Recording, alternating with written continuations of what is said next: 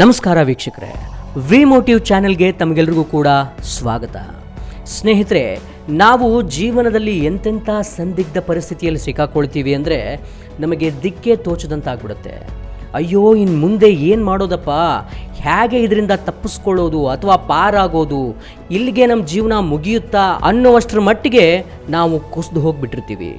ಆದರೆ ಇಮ್ಯಾಜಿನ್ ಮಾಡ್ಕೊಳ್ಳಿ, ನೀವು ನಿಮ್ಮ ಮನೆಯಲ್ಲಿದ್ದೀರಿ ಅಂದ್ಕೊಳ್ಳಿ, ಅಥವಾ ನಿಮ್ಮ ಫ್ಯಾಮಿಲಿ ಮತ್ತು ನಿಮ್ಮ ಫ್ರೆಂಡ್ಸ್ ಜೊತೆಗೆ ಯಾವುದೋ ಟೂರ್ಗೆ ಹೋಗಿದ್ದೀರಿ ಅಂದ್ಕೊಳ್ಳಿ, 5 ಸ್ಟಾರ್ ಹೋಟೆಲಲ್ಲಿ ಇದ್ದೀರಿ ಅಂದ್ಕೊಳ್ಳಿ. ಆ 5 ಸ್ಟಾರ್ ಹೋಟೆಲ್ ಮೇಲೆ ಏಕಾಏಕಿ ಉಗ್ರರ ದಾಳಿ ಪ್ರಾರಂಭ ಆದರೆ ನೀವು ಏನು ತಾನೇ ಮಾಡ್ತೀರಿ?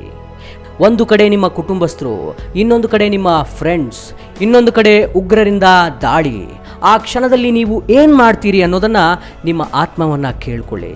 ಆದರೆ ನಾನಿವತ್ತು ಹೇಳಲಿಕ್ಕೆ ಹೊರಟಿರುವಂತಹ ಸ್ಟೋರಿ ನೀವು ಯೂಟ್ಯೂಬ್ನಲ್ಲೂ ಸರ್ಚ್ ಮಾಡಿ ನೋಡಬಹುದು. ಈ ಪಾಸಿಟಿವ್ ಥಿಂಕಿಂಗ್ ಅಂದರೆ ಯಾವ ರೀತಿ ಇರುತ್ತೆ, ಪಾಸಿಟಿವ್ ಆಗಿ ಮನುಷ್ಯ ಥಿಂಕ್ ಮಾಡಿದ್ರೆ ಏನೆಲ್ಲ ಮಾಡಬಹುದು ಅನ್ನೋದಕ್ಕೆ ಸಾಕ್ಷಿ ಇವತ್ತಿನ ಈ ಕಥೆಯ ಹೀರೋ ದೀಪಕ್ ಕಾಂತಾವಾಲಾ ಅಂತ. ಸ್ನೇಹಿತರೆ, ನೀವು ದೀಪಕ್ ಕಾಂತಾವಾಲಾ ಬಗ್ಗೆ ಯೂಟ್ಯೂಬ್ನಲ್ಲಾಗಲಿ ಗೂಗಲ್ನಲ್ಲಾಗಲಿ ಸರ್ಚ್ ಮಾಡಿ ನೋಡಬಹುದು. ಆ ವ್ಯಕ್ತಿ ಉಗ್ರರ ದಾಳಿ ಆಗುವಾಗ ಮಾಡಿದ್ದ ಕೆಲಸ ಏನು ಗೊತ್ತಾ? ಆ ವ್ಯಕ್ತಿ ಉಗ್ರರ ದಾಳಿ ಆಗ್ತಿರಬೇಕಾದ್ರೆ ಅಕ್ಷರಶಃ ಧ್ಯಾನದ ಮೊರೆ ಹೋಗಿದ್ದ.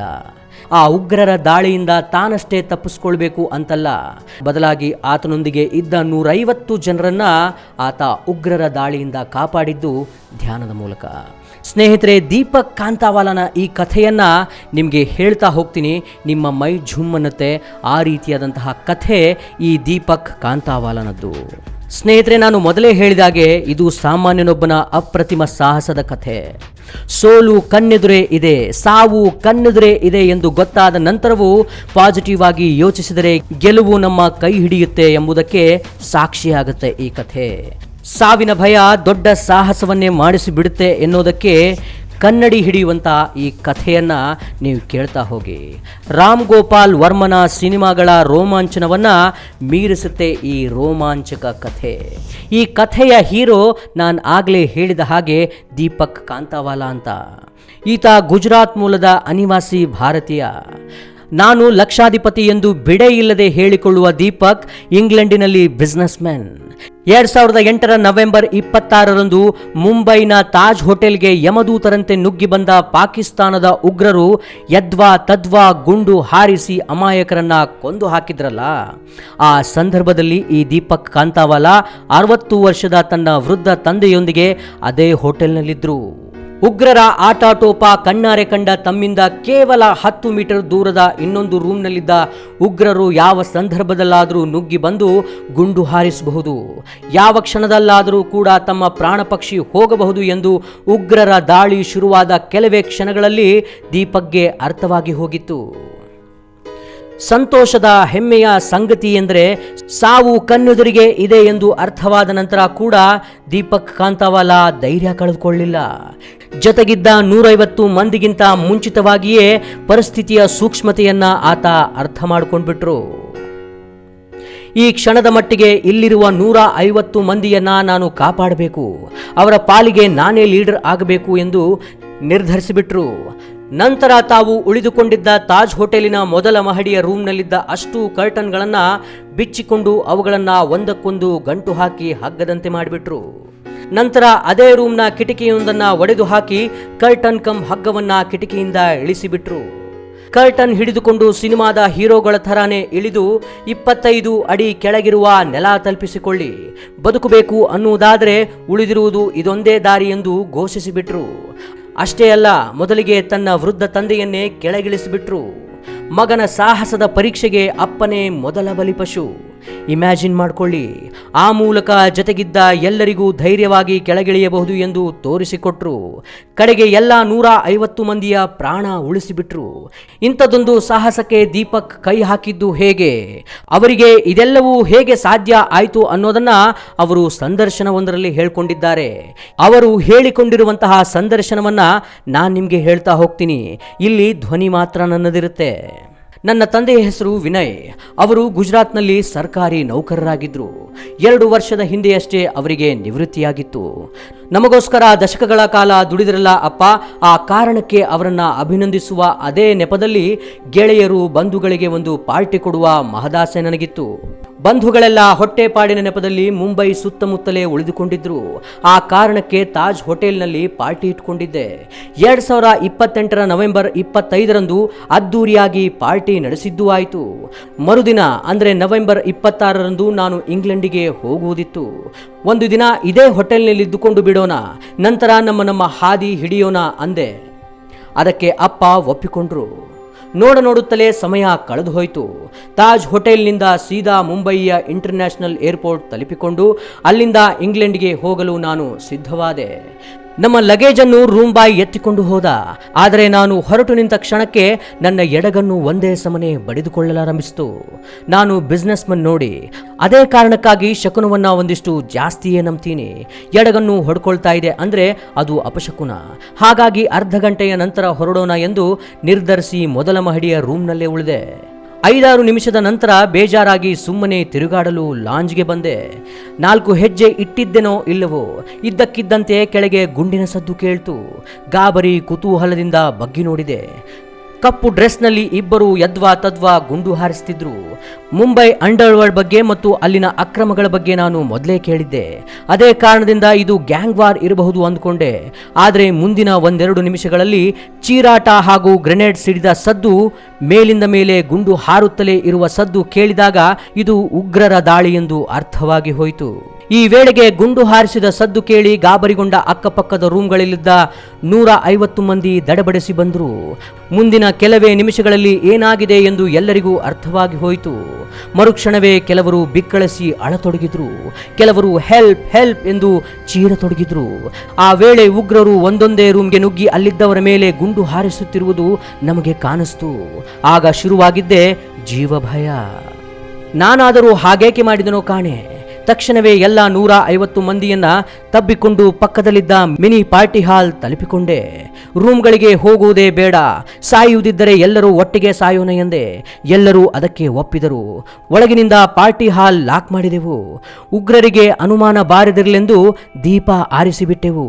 ಆ ಕತ್ತಲಿನಲ್ಲಿ ಎಲ್ಲರೂ ಆಗೊಮ್ಮೆ ಈಗೊಮ್ಮೆ ಮೊಬೈಲ್ ದೀಪ ಉರಿಸಿ ಪಿಸುಗುಡುತ್ತಿದ್ರು. ಉಗ್ರರು ಯಾವಾಗ ನುಗ್ಗಿ ಬಂದಾರೋ ಎಂದು ಕಲ್ಪಿಸಿಕೊಂಡು ನಿಂತಲ್ಲೇ ನಡುಗುತ್ತಿದ್ರು. ನನಗೆ ಮೇಲಿಂದ ಮೇಲೆ ಬರುತ್ತಿದ್ದ ಯೋಚನೆ ಒಂದೇ, ಇಷ್ಟೊಂದು ಜನರನ್ನ ಪಾರು ಮಾಡೋದು ಹೇಗೆ ಅಂತ. ಬಿಸ್ನೆಸ್ನಲ್ಲಿ ವಿಪರೀತ ಲಾಸ್ ಆದಾಗ ಮಾನಸಿಕವಾಗಿ ಧೈರ್ಯ ತುಂಬಿಕೊಳ್ಳಲು ಮೆಡಿಟೇಷನ್ಗೆ ಕೂರುತ್ತಿದ್ದವನು ನಾನು. ಈ ಸಮಸ್ಯೆಗೆ ಪರಿಹಾರ ಕಂಡುಕೊಳ್ಳಲು ಧ್ಯಾನದ ಮೊರೆ ಹೋಗೋಣ ಅನ್ನಿಸಿತ್ತು. ಉಳಿದವರೆಲ್ಲರೂ ಜೀವ ಭಯದಿಂದ ನಡುಗುತ್ತಿದ್ದಾಗಲೇ ಒಂದು ಮೂಲೆಯಲ್ಲಿ 4 ನಿಮಿಷದ ಮಟ್ಟಿಗೆ ಧ್ಯಾನದಲ್ಲಿ ತೊಡಗಿಕೊಂಡೆ.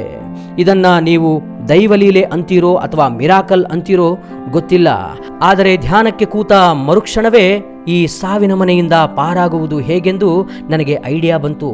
ತಕ್ಷಣವೇ ಕಣ್ತೆರೆದು ಜೊತೆಗಿದ್ದವರನ್ನ ಉದ್ದೇಶಿಸಿ ಪಿಸುಮಾತಲ್ಲಿ ಹೇಳಿದೆ, ಫ್ರೆಂಡ್ಸ್, ಜೀವ ಉಳಿಸಿಕೊಳ್ಳಲು ಒಂದು ದಾರಿ ಇದೆ. ಉಗ್ರರಿಗೆ ನಮ್ಮ ಮುಖ ಕಂಡರೂ ಗುಂಡು ಹಾರಬಹುದು. ಹಾಗಾಗಿ ತಕ್ಷಣವೇ ಎಲ್ಲರೂ ಮಲಗಿಬಿಡಿ, ಕೂಗಬೇಡಿ, ಚೀರಬೇಡಿ, ಬಿಕ್ಕಳಿಸಬೇಡಿ, ಮಾತಾಡಬೇಡಿ. ಈಗ ನಮ್ಮಲ್ಲೇ 4 ಜನ ಸೇರಿ ಒಂದು ಕಿಟಕಿ ಒಡೆದು ಹಾಕ್ತೇವೆ. ಉಳಿದವರು ಇಲ್ಲಿರುವ ಎಲ್ಲ ಕರ್ಟನ್ಗಳನ್ನ ಕಿತ್ತುಕೊಂಡು ಒಂದಕ್ಕೊಂದು ಗಂಟು ಹಾಕಿ ಅದನ್ನ ಹಗ್ಗದಂತೆ ಮಾಡಿ ಕಿಟಕಿಯಿಂದ ಇಳಿಬಿಡೋಣ. ಆ ಬದಿಗಿರುವ ಅಗ್ನಿಶಾಮಕ ದಳದವರಿಗೆ ಹೇಗಾದರೂ ಮಾಡಿ ನಾನು ವಿಷಯ ತಿಳಿಸ್ತೇನೆ. ನಂತರ ಒಬ್ಬೊಬ್ಬರಾಗಿ ಹಗ್ಗದಂತಿರುವ ಕರ್ಟನ್ ಹಿಡಿದುಕೊಂಡು 25 ಅಡಿ ಕೆಳಗಿರುವ ನೆಲ ತಲುಪಿಸಿಕೊಳ್ಳೋಣ. ಇಳಿವಾಗ ಜಾರಿ ಬಿದ್ದರೆ ಕೈಯೋ ಕಾಲೋ ಮುರಿಯಬಹುದು, ಆದರೆ ಜೀವಂತೂ ಉಳಿಯುತ್ತೆ. ನಂತರದ 5-6 ನಿಮಿಷಗಳಲ್ಲಿ ಹೊರಗಡೆ ಗುಂಡಿನ ಸದ್ದು ಕೇಳುತ್ತಿದ್ದ ಸಂದರ್ಭದಲ್ಲೇ ನಾವೊಂದು ಕಿಟಕಿಯನ್ನ ಒಡೆಯಲು ಯಶಸ್ವಿಯಾದವು.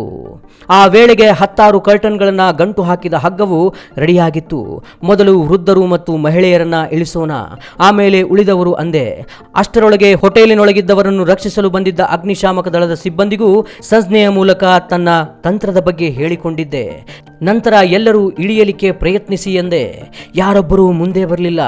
ಮೊದಲಿಗರಾಗಿ ಇಳಿಯಬೇಕಲ್ಲ, ಹಾಗೆ ಇಳಿಯುವಾಗ ಏನಾದೀತು ಏನೋ ಎಂಬ ಆತಂಕ ಎಲ್ಲರಿಗೂ ಇತ್ತು. ಕರ್ಟನ್ಗಳ ಕರ್ಟನ್ ಹಗ್ಗ ಯಾವಾಗ ಬೇಕಾದರೂ ತುಂಡಾಗಬಹುದಿತ್ತು. ಹಾಗೆಂದೇ ಎಲ್ಲರೂ ಹಿಂಜರಿದ್ರು. ತಕ್ಷಣವೇ ನನಗೆ ಅಪ್ಪ ಕಾಣಿಸಿದ. ಅಪ್ಪನಿಗೆ BP, ಶುಗರ್ ಮತ್ತು ಹೃದಯದ ತೊಂದರೆ ಇತ್ತು.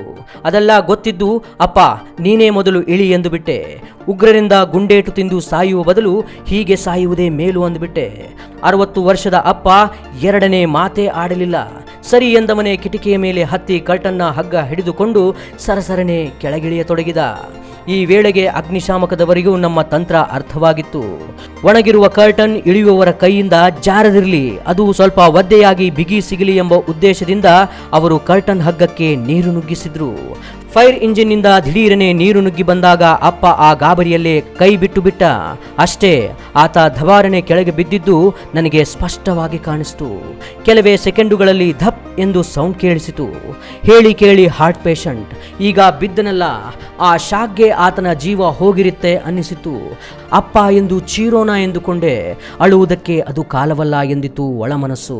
ತಕ್ಷಣವೇ ಉಳಿದವರತ್ತ ತಿರುಗಿ, ಹಗ್ಗ ಸ್ವಲ್ಪ ಗಟ್ಟಿಯಾಗಿದೆ, ನಮ್ಮ ತಂದೆಯ ಬಗ್ಗೆ ಯೋಚಿಸಬೇಡಿ, ಆತನದು ಬ್ಯಾಡ್ ಲಕ್ ಅಷ್ಟೇ, ಎಲ್ಲರೂ ಧೈರ್ಯದಿಂದ ಇಳಿಯಿರಿ. ಕೆಳಗೆ ಅಗ್ನಿಶಾಮಕ ದಳದವರು, ಪೊಲೀಸರು, ನಾಗರಿಕರು, ವೈದ್ಯರುಗಳ ಹಿಂಡೆ ಇದೆ, ಅವರೆಲ್ಲರೂ ನಿಮ್ಮನ್ನ ರಕ್ಷಿಸುತ್ತಾರೆ ಅಂದೆ. ನನಗೆ ಬೆರಗಾಗುವಂತೆ ಎಲ್ಲರೂ ಅಂಗೈಯಲ್ಲಿ ಜೀವ ಹಿಡಿದುಕೊಂಡೇ ಇಳಿದು ಬಿಟ್ಟರು. ಆ ಸಂದರ್ಭದಲ್ಲಿ ಅಗ್ನಿಶಾಮಕ ದಳದ ಅಧಿಕಾರಿಗಳು ನೀಡಿದ ಸಹಕಾರವನ್ನ ಮರೆಯುವಂತಿಲ್ಲ. ಕಡೆಯವನಾಗಿ ನಾನು ಕರ್ಟನ್ನ ಹಗ್ಗ ಹಿಡಿದುಕೊಂಡು ಸರಸರನೆ ಇಳಿದೆ. ನಾನು ಸುರಕ್ಷಿತವಾಗಿ ಇಳಿದು ಬಂದೆ. ಆಗ ನನ್ನೊಂದಿಗಿದ್ದ ಎಲ್ಲ 148 ಮಂದಿಯೂ ಒಟ್ಟಾಗಿ ದೀಪಕ್ ಕಾಂತಾವಾಲಾ ಕಿ ಜೈ ಎಂದರು. ಅವರ ಪ್ರೀತಿ ಕೃತಜ್ಞತೆ ನಡುವೆ ಅಪ್ಪನ ನೆನಪಾಗಿ ಕಣ್ತುಂಬಿ ಬಂತು. ನಾನು ಭಾರತ್ ಮಾತಾ ಕಿ ಜೈ ಎಂದು ಮೌನವಾದೆ. ಮೇಲಿಂದ ಬಿದ್ದ ಮರುಕ್ಷಣವೇ ಅಪ್ಪ ಸತ್ತು ಹೋಗಿರುತ್ತಾನೆ ಎಂದು ನಾನು ನಂಬಿಬಿಟ್ಟಿದ್ದೆ.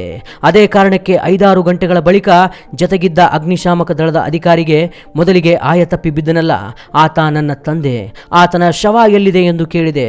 ಆ ಅಧಿಕಾರಿ ಕೆನ್ನೆಗೆ ಬಡಿದುಕೊಂಡು, ಛೇ ಬಿಡ್ತು ಅನ್ನಿ ಸರ್, ನಿಮ್ಮ ತಂದೆಗೆ ಕಾಲು ಮುರಿದಿದೆ ಅಷ್ಟೇ, ಹೋಟೆಲ್ನ ಹೊರಗಡೆ ಇರುವ ಆಂಬ್ಯುಲೆನ್ಸ್ನಲ್ಲಿ ಅವರು ಆರಾಮಾಗಿದ್ದಾರೆ ಎಂದರು. ನಾನು ನಂಬದ ಪವಾಡ ನನ್ನ ಕಣ್ಣುದರಿಗೆ ನಡೆದು ಹೋಯಿತು. 22 ಅಡಿ ಎತ್ತರದಿಂದ ಬಿದ್ದ ನಂತರವೂ ನನ್ನಪ್ಪ ಬದುಕಿದ್ದ, ಸಾವಿಗೆ ಸವಾಲು ಹಾಕಿ ನಕ್ಕಿದ್ದ. ಸ್ನೇಹಿತರೆ, ದೀಪಕ್ ಕಾಂತಾವಾಲ್ ಅವರು ಈ ರೀತಿಯಾಗಿ ಇಂಟರ್ವ್ಯೂವನ್ನು ಕೊಡ್ತಾರೆ. ಇಷ್ಟು ಹೇಳಿ ಅವರು ಮೌನಕ್ಕೆ ಜಾರ್ತಾರೆ. ನಿಜವಾದ ಹೀರೋಗಳು ಅಂದರೆ ಅದು ನಮ್ಮ ದೇಶದ ಯೋಧರು. ಅವರ ಮುಂದೆ ನಾನು ಏನೂ ಅಲ್ಲ, ಮೊನ್ನೆ ಭಂಡತನದ ಧೈರ್ಯದಿಂದ ಗೆದ್ದೆ ಅಷ್ಟೇ ಅಂತಾರೆ. ಅವರ ಧೈರ್ಯ, ಸಾಹಸ, ರಿಸ್ಕ್ ತೆಗೆದುಕೊಂಡ ಸಂದರ್ಭವನ್ನೇ ಮತ್ತೆ ಮತ್ತೆ ನೆನಪು ಮಾಡಿಕೊಂಡ್ರೆ ದೀಪಕ್ ಲಾಲ್ಗೆ ಸಲಾಂ ಹೇಳಲೇಬೇಕು. ನಿಜ ಬದುಕಿನ ಇಂತಹ ಹೀರೋಗಳ ಕತೆ ಕೇಳಿದಾಗಲೆಲ್ಲ ಭಂಡ ಧೈರ್ಯವಿದ್ದರೆ ಭೂಮಂಡಲವನ್ನೇ ಜಯಿಸಬಹುದು ಎಂಬ ಮಾತು ಬಿಡದೆ ನೆನಪಾಗುತ್ತೆ. ಸ್ನೇಹಿತರೆ, ಈ ಕಥೆಯನ್ನು ನಿಮಗೆ ಯಾಕೆ ಹೇಳಿದೆ ಅಂದರೆ, ಇಲ್ಲಿ ದೀಪಕ್ ಅವರಿಗೆ ಎದುರಾಗಿರ್ತಕ್ಕಂತಹ ಸಂದರ್ಭ ಎಂಥದ್ದು ಅಂದರೆ, ಗುಂಡಿನ ಮಳೆ, ಬಾಂಬ್ಗಳ ಸದ್ದು, ಅಲ್ಲಿ ತಾವಷ್ಟೇ ಉಳಿದ್ರೆ ಹೆಚ್ಚು ಅನ್ನುವ ಕಾಲದಲ್ಲಿ ದೀಪಕ್ ಧ್ಯಾನದ ಮೊರೆ ಹೋಗಿ ತನ್ನ ಜೊತೆಗಿರುವಂತಹ 150 ಜನರ ಪ್ರಾಣವನ್ನು ಕಾಪಾಡಿದ್ರು. ನಮ್ಮ ಬದುಕಿನಲ್ಲೂ ಕೂಡ ಕಷ್ಟ, ಕಾರ್ಪಣ್ಯ, ನೋವು, ಸಾವು, ದುಃಖ ಅನ್ನುವಂಥ ಉಗ್ರರು ಗನ್ನನ್ನು ಹಿಡಿದುಕೊಂಡು ಬರ್ತಾರೆ. ಅವರು ಶೂಟ್ ಮಾಡ್ತಾರೆ. ಸೊ ನಾವು ಆವಾಗ ಎಲ್ಲದಕ್ಕೂ ಸಿದ್ಧರಾಗಿರಬೇಕಾಗತ್ತೆ. ನಮ್ಮ ಕಡೆ ತಾಳ್ಮೆ ಇದ್ದರೆ ಜಯ ನಮ್ಮದೇ ಅಂತ ಈ ದೀಪಕ್ ಕುಂತಾವಾಲಾರವರ ಕಥೆಯ ಮೂಲಕ ನಮಗೆ ಅರ್ಥ ಆಗುತ್ತೆ. ಸ್ನೇಹಿತರೆ, ಈ ಕಂಟೆಂಟ್ ನಿಮಗೆ ಇಷ್ಟ ಆಗಿದೆ ಅಂತ ಭಾವಿಸ್ತೀನಿ. ಮತ್ತೆ ಇಂಥದ್ದೇ ಒಂದು ಪ್ರೇರಣಾದಾಯಕ ಕಂಟೆಂಟ್ನೊಂದಿಗೆ ನಿಮ್ಮನ್ನು ಭೇಟಿ ಮಾಡ್ತೀನಿ. ಅಲ್ಲಿವರೆಗೂ ಟೇಕ್ ಕೇರ್, ಗುಡ್ ಬೈ.